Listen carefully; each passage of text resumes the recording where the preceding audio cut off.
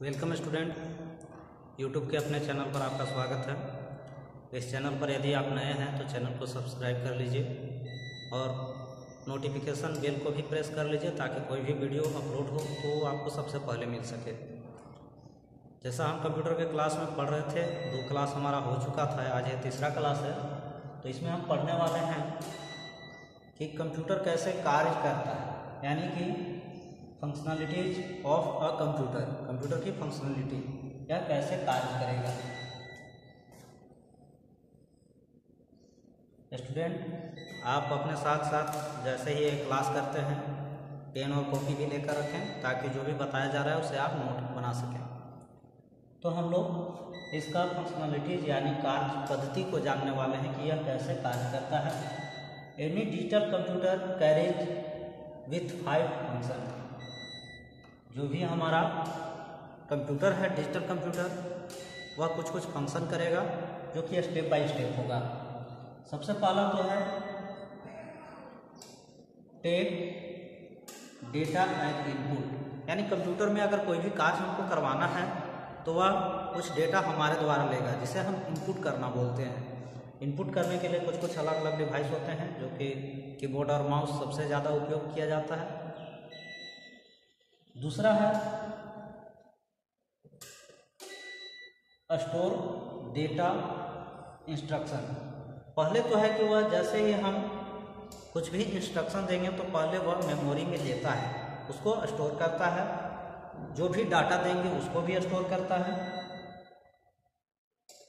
और उसके बाद उसका उपयोग करता है जैसा कि उसका रिक्वायरमेंट होगा, यानी कि जो भी हम इंस्ट्रक्शन देंगे उसी के अनुसार उसका उपयोग करेगा।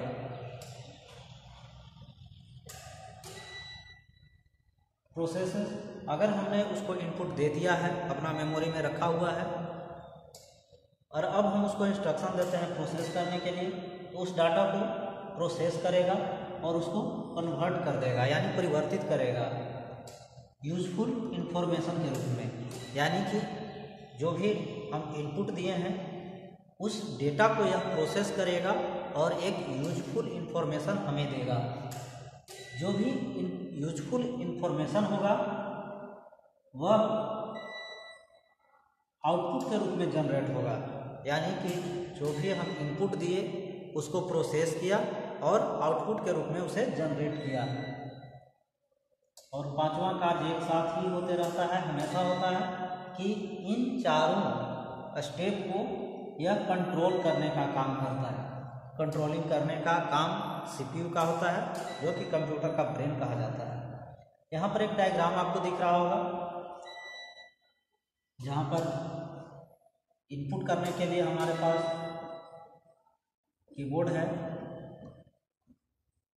माउस है जिसका सबसे ज़्यादा हम लोग उपयोग करते हैं, इसके अलावा और भी कुछ कुछ उपकरण हैं।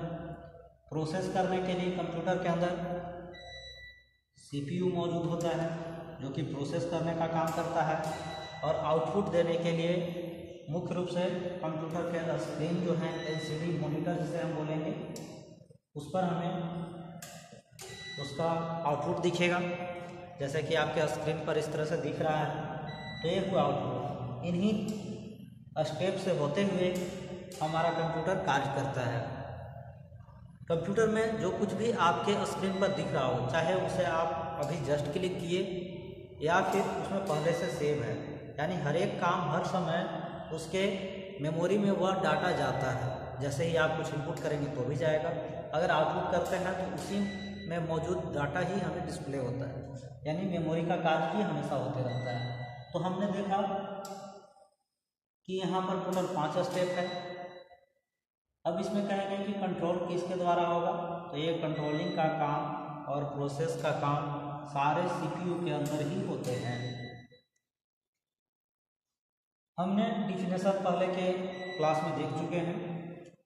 बताया जा रहा है कि computer is an electronic data processing device, यानी यह जो डाटा को प्रोसेस करता है इलेक्ट्रॉनिक डाटा का प्रोसेस करता है और यह इलेक्ट्रॉनिक डिवाइस है। इसे चलने के लिए विद्युतीय सप्लाई की आवश्यकता होगा। यह किस तरह से कार्य करेगा, तो यह डाटा को पहले तो एक्सेप्ट करेगा, स्टोर करेगा इनपुट के रूप में, उसी को प्रोसेस करेगा, जो इनपुट मिला है उसको प्रोसेस करेगा। प्रोसेस करने के बाद यह आउटपुट हमें जनरेट करेगा, जैसा हम इंस्ट्रक्शन देंगे उसी के अनुसार। तो ये तो था हमारा कंप्यूटर का मुख्य रूप से कार्य करने की शैली, कि हमारा कंप्यूटर कार्य कैसे करता है।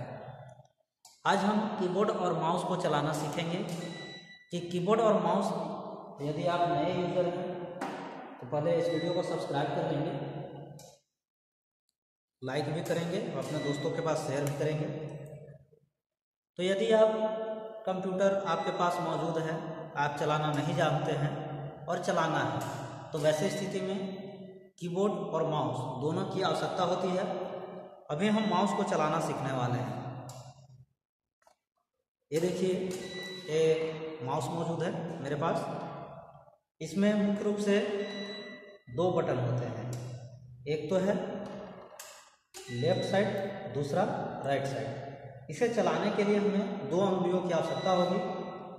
माउस को पूर्ण रूप से हम इस तरह से पकड़ेंगे, यह आपके हाथ द्वारा पूरा पकड़ा जाना चाहिए और इसे चलने के लिए एक सरफेस की आवश्यकता पड़ेगी। तो आपके सामने माउस है, इन दो अंगुलियों से इसको चलाना है।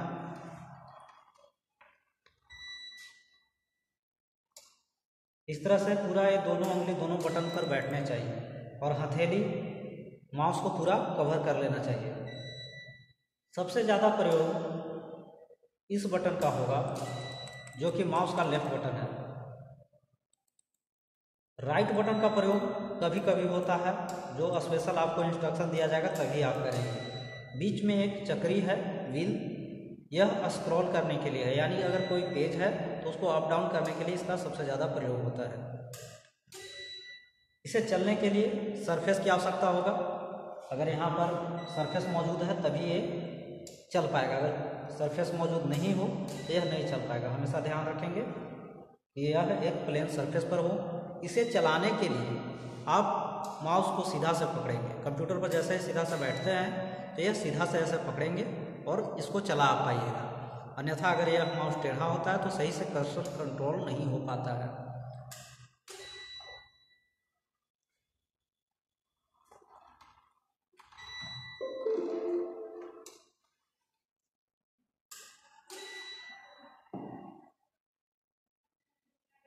तो हमने माउस को देखा, अब हम लोग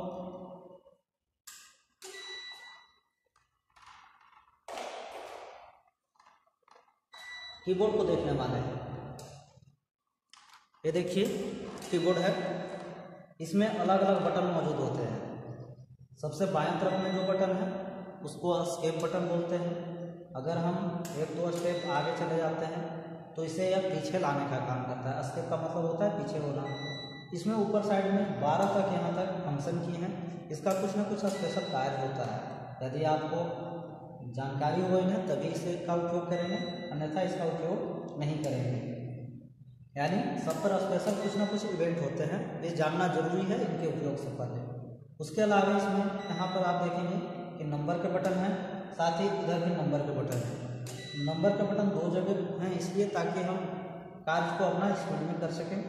साथ ही यहाँ पर अल्फ़ाबेट के वर्ड लिखे हुए हैं जो कि कैपिटल लेटर में लिखे हुए हैं।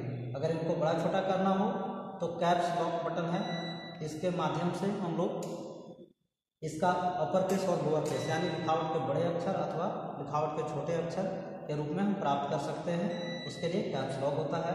यदि हम कुछ लिख रहे हैं और कुछ गलत हो गया तो दाहिने तरफ से हम मिटाने के लिए बैक स्पेस का प्रयोग करते हैं।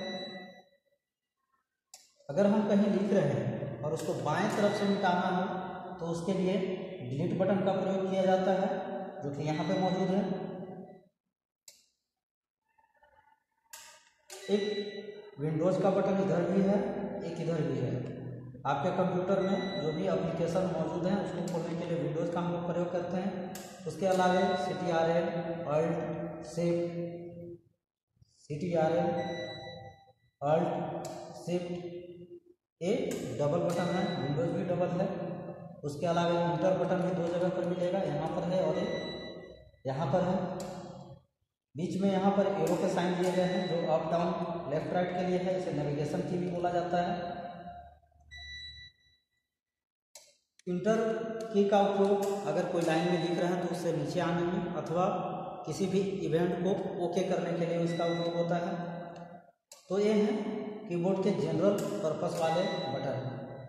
इसके अलावा और भी इसमें कुछ बटन हैं, page up, page down, home, insert. तो ये सारे अलग अलग बटन हैं जिनका कुछ और भी स्पेशल वर्क है। तो अभी हमने नॉमिनल रूप से इस कीबोर्ड के साधारण कार्य, जो कि मान लिया जाए कि कुछ लिखावट करनी हो अथवा सिंपली कुछ इसका उपयोग है, तो हम इसके बारे में जान पाए। आगे जब कीबोर्ड के बारे में हम पढ़ेंगे तो इसका डिटेल हम देखेंगे कि और भी क्या क्या बाकी जो बटन बच गए उनका उपयोग है।